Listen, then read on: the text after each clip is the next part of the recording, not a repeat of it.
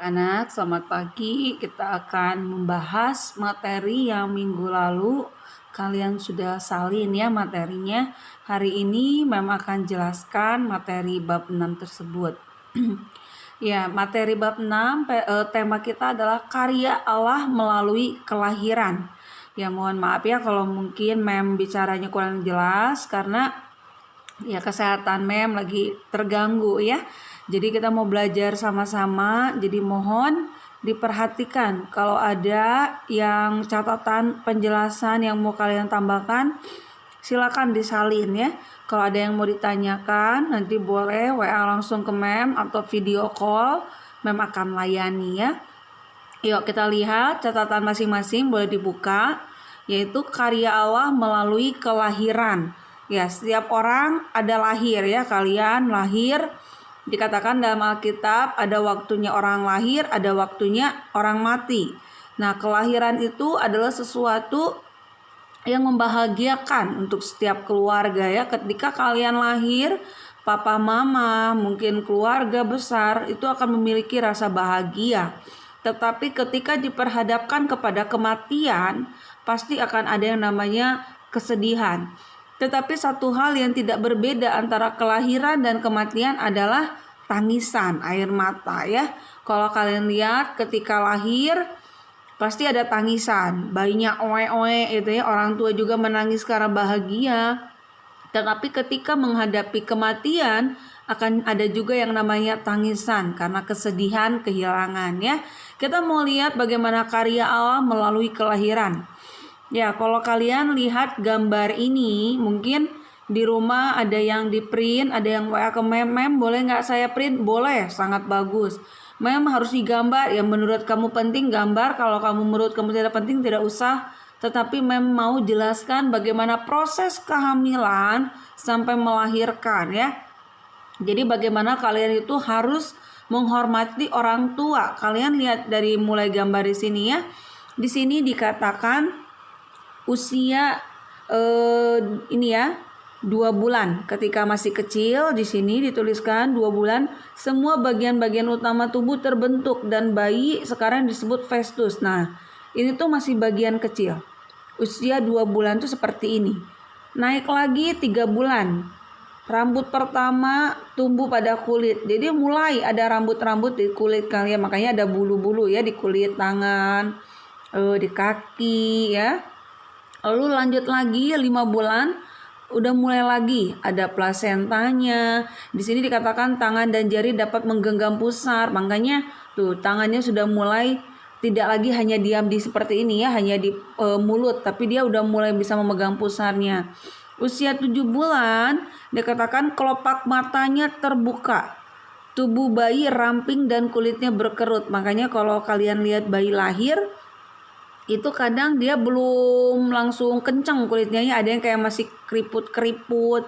Mem punya kakak, kata mamanya mem waktu dia lahir itu keriput kulitnya ya. Nggak tahu karena kurang apa, cuman lahirnya keriput, tapi setelah beberapa bulan setelah dilahirkan normal ya. Nah, ini 7 bulan dikatakan kelopak mata terbuka, tubuh bayi ramping dan kulitnya berkerut. Lanjut 9 bulan. Nah, 9 bulan itu yang tadinya posisi kepala itu di atas, dia itu akan berputar sampai posisi kepala di bawah. Nah, kalau kepala posisinya di atas itu akan sulit untuk keluar dari rahim ibu ya. Karena harus kepala dulu. Makanya terkadang kenapa ada orang yang tadinya mau lahir normal tiba-tiba sesar ketika posisinya tidak benar. Ada juga yang dia masih usia 7 bulan udah dilahirkan karena ada masalah kandungan ya. Nah, kalau 9 bulan itu biasanya posisi kepala itu sudah berbalik di bawah. Ya. Nah, dan kepalanya itu berada di bawah siap untuk dilahirkan. Nah, kita lihat proses dari bagian rangkaian bayi ada dalam rahim seorang ibu, kita lihat bagaimana ajaibnya kuasa Tuhan. Kalau nanti kalian belajar biologi itu mungkin tentang proses-proses kelahiran, proses bisa terjadinya janin dalam rahim seorang perempuan itu nanti di kelas mungkin kelas 3 ya, kelas 9 atau kelas 8 ya, pelajaran biologi. Tapi kita lihat ternyata proses melahirkan ini tuh luar biasa karya Allah. Kita bayangkan seorang bayi, seorang janin ya, maaf, kalau dalam rahim itu dikatakan masih janin, belum bayi ya.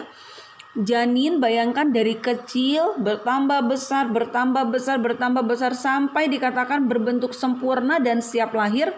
Kita lihat bagaimana karya Allah itu luar biasa ya. Kalian bisa perhatikan meskipun banyak orang di dunia ini, tetapi Tuhan itu menciptakan manusia itu dengan beraneka ragam. Ada yang kulitnya putih, hitam, ada yang rambutnya lurus, keriting ya. Ada yang tinggi, ada yang semampai, ada yang kurus, gemuk, ada yang badannya kecil ya. Itu semua karya Allah. Bahkan dikatakan meskipun orang kembar sekalipun ada saja perbedaannya. Ya, Mem punya adik rohani, dia tuh kembar ya, kembar, tapi ada perbedaan meskipun mukanya tuh benar-benar identik sama, ukuran tubuhnya sama, tetapi ternyata ada perbedaannya. Mem perhatikan yang satu mukanya rada bulat, yang satu mukanya rada lancip. Nah, meskipun orang sama ya, lahir kembar, tetapi ada saja yang Tuhan berikan perbedaannya. Nah, kita lihat bagaimana karya Allah melalui kelahiran itu luar biasa. Setiap orang tuh diberikan hal-hal yang luar biasa dalam setiap pribadi masing-masing anak yang dilahirkan ya. Karena di hadapan Tuhan, semua anak-anak yang dilahirkan itu adalah spesial buat Tuhan. Jadi kalian gak boleh minder. Aduh Mem, saya malu, saya gak pede, saya kurang tinggi. Aduh Mem, saya malu, saya gak pede karena saya kulitnya sawo mateng. Gak harus malu ya. Tapi kita harus percaya bahwa karya Allah melalui kelahiran dalam diri kalian itu luar biasa. Karena Tuhan tuh mempunyai maksud, rencana di dalam setiap kehidupan kalian. Oke, lanjut. Ya, kita baca dulu ayat Alkitab mengenai karya Allah melalui kelahiran ya. Mazmur 139 ayat 13 sampai 14. Yuk, kalian sudah catat di rumah ya. Kita baca sama-sama ya, hitungan ketiga. 1, 2, 3.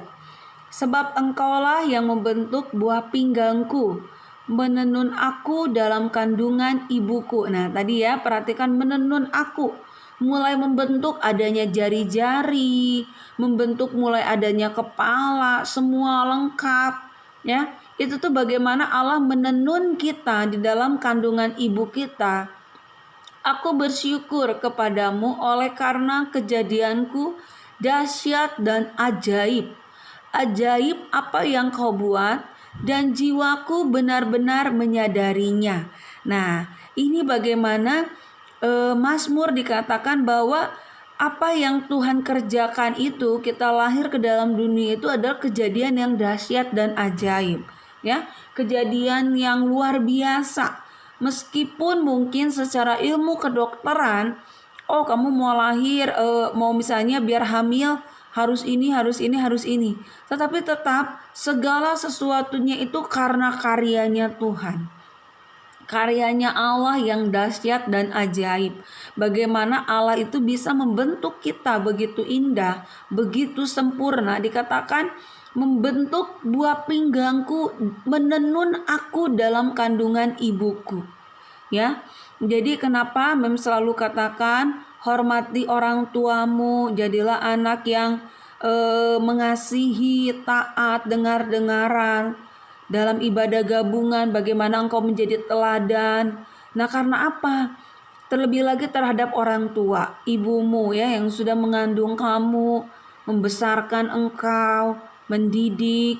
Bagaimana Tuhan itu sudah membentuk engkau di dalam kandungan ibumu, menjadikan engkau menjadi sesuatu yang berharga, luar biasa. Dikatakan kejadianku dahsyat dan ajaib ya.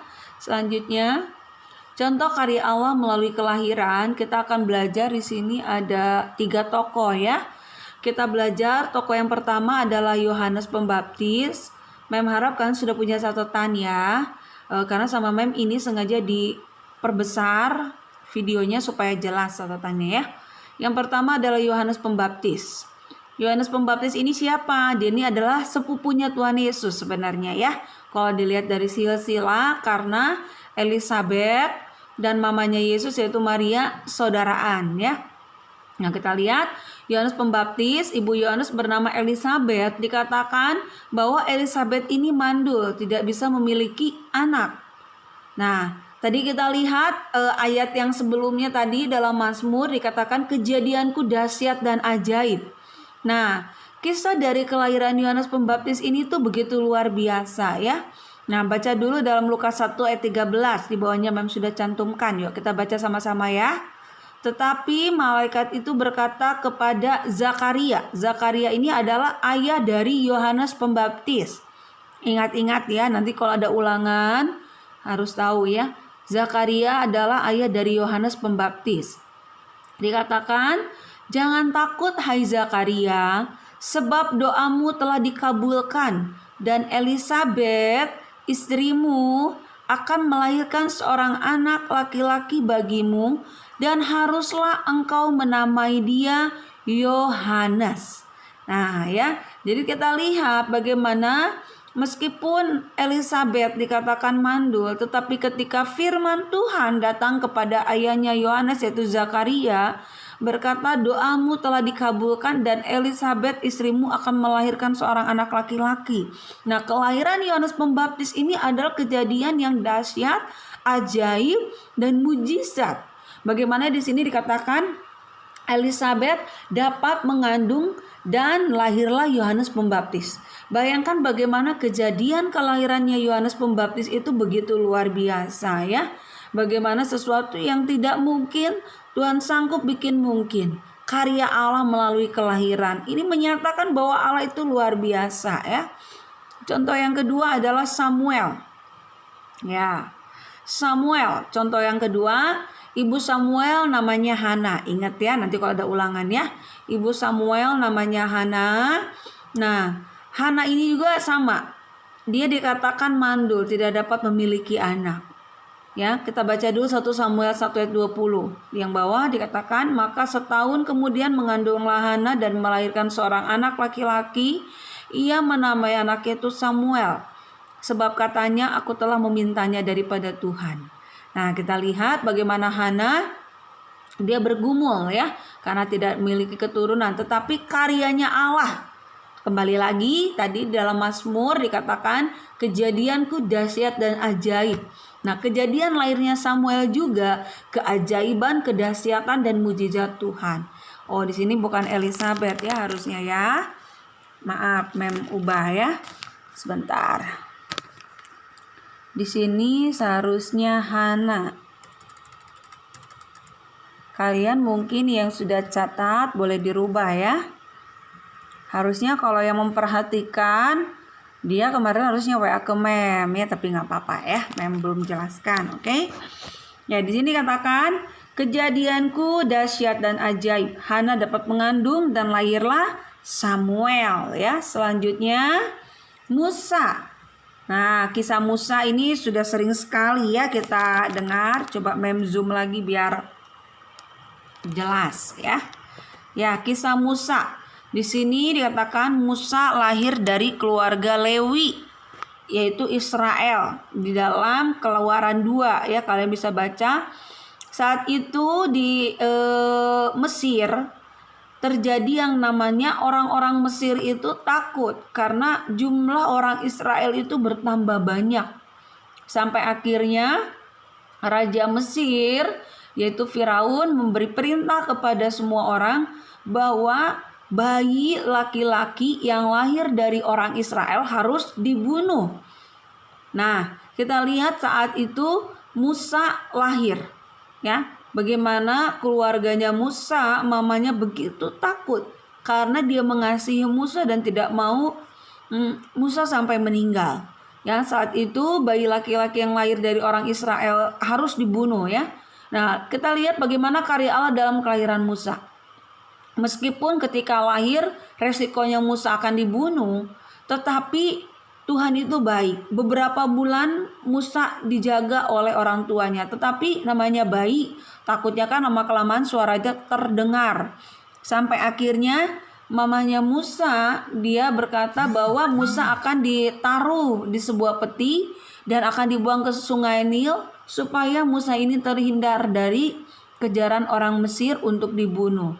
Dan mereka membuang Musa di sungai Nil dengan berharap, karena mereka tahu putri Firaun biasanya mandi ya di sungai Nil setiap pagi.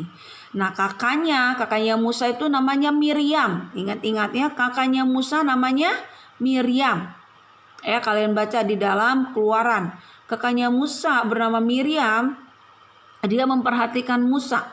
Bagaimana ketika Musa mulai dibuang di sungai Nil di dalam peti, dia memperhatikan sampai akhirnya putri Firaun melihat Musa. Ketika mendengar suara bayi, dia dibuka peti ini, tiba-tiba dia melihat, wah, dikatakan cantik. Kalau di Alkitab dikatakan cantik ya, padahal Musa ini cowok, berarti mungkin ganteng ya. Nah, bagaimana putri Firaun ini menaruh kasihan terhadap Musa dan mengangkat dia menjadi anaknya. Nah, makanya arti nama Musa itu adalah diangkat dari air. Oke. Nah, kita lihat ayat Alkitab karya Allah dalam kehidupan.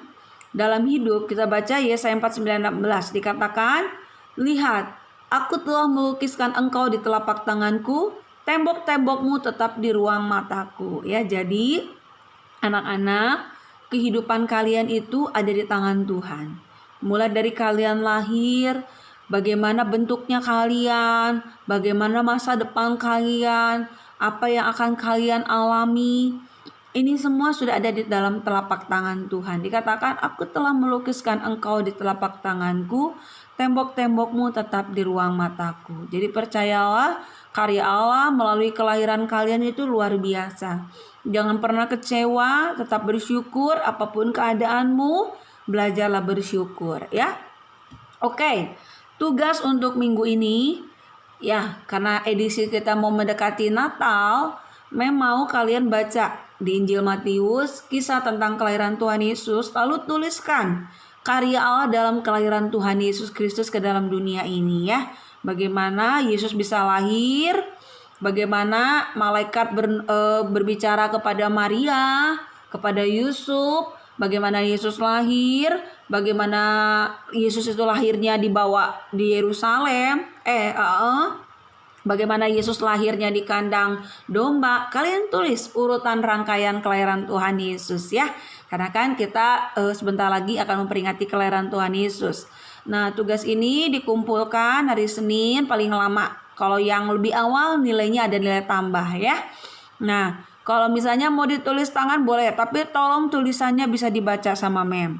Kalau mau diketik boleh mem, boleh diketik. Oke? Puji Tuhan, tugasnya jangan lupa dan materinya cukup sampai sekian. Ya, terima kasih anak-anak. Mohon maaf, mem tidak bisa tampilkan wajah karena mem kurang sehat ya. Ya, puji Tuhan. Tetap semangat. Tuhan Yesus memberkati anak-anak kelas 7 semua.